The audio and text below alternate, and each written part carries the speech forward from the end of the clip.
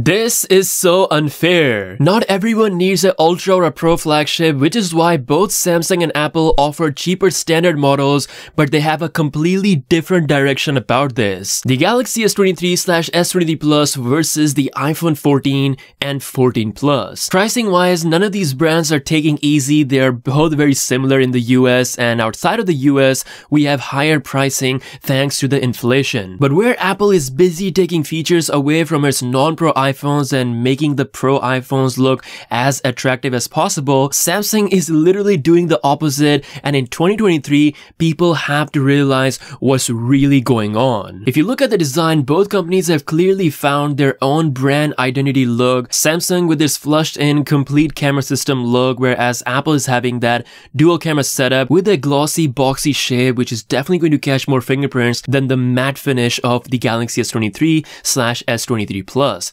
Regardless of the choice of material, they both look great, but if you prefer a cleaner look, especially when it comes to the front of the phone, then it's no surprise that Samsung will come out on top with their single punch hole bezel-less screen versus the notch display on the iPhone 14 series. And it's not just about the notch and the hole. Samsung literally brings the ultra level brightness of 1750 nits and a 120Hz LTPO refresh rate on the S23 and the S23 Plus, whereas Apple is still stuck in 1999 with their 60Hz notch display that is coming with just 1200 nits of brightness, and in 2023 not having a 120Hz refresh rate at this price is absolutely mad. Now, another area where Apple saved a lot of money is by not giving people the latest chip that they deserve, whereas Samsung is literally giving you the Snapdragon 8 Gen 2 chip across all the S23 models. It has a better GPU performance even compared to the Pro iPhones and a very similar CPU performance as the A15. Gone are the days when we had the crappy Exynos processor. Things are absolutely changing for Samsung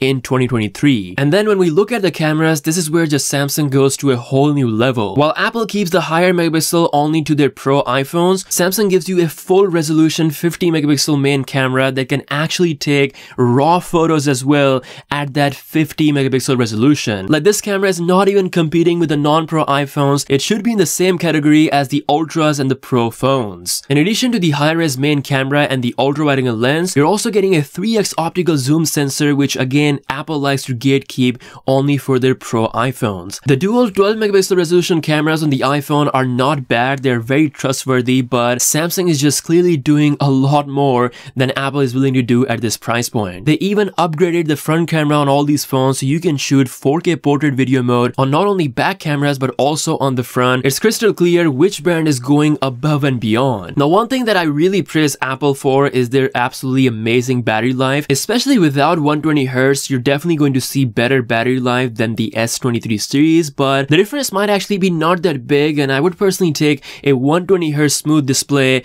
with an option to lower the refresh rate myself if needed, over being stuck with just a 60Hz display. Like, there's absolutely no excuse for Apple to be doing this in 2023. Software wise, we have iOS 16 versus Samsung One UI 5.1. To be honest, I like both. Apple is slowly opening their customization door while keeping the great stability and optimization, whereas Samsung clearly packs a ton of features, more than you can even imagine. Apart from Apple's core ecosystem benefits, which I absolutely love, both are doing really good in 2023, with Samsung even now having a proper optimization with the third-party apps like Snapchat and Instagram. Software-wise, you really don't miss out either way. Overall, as a whole package for the pricing, Galaxy S23 and S23 Plus are just packing a lot more than the iPhone 14 and the 14 Plus. The fact that we're getting the best Qualcomm chip with the best GPU performance, better than the iPhones, smoother screen, more cameras, ultra level bright display, 50 megapixel raw photos, it has never been this one-sided. Like I said, not everyone needs to buy the Ultra or Pro phones, and if you are looking for something more affordable, then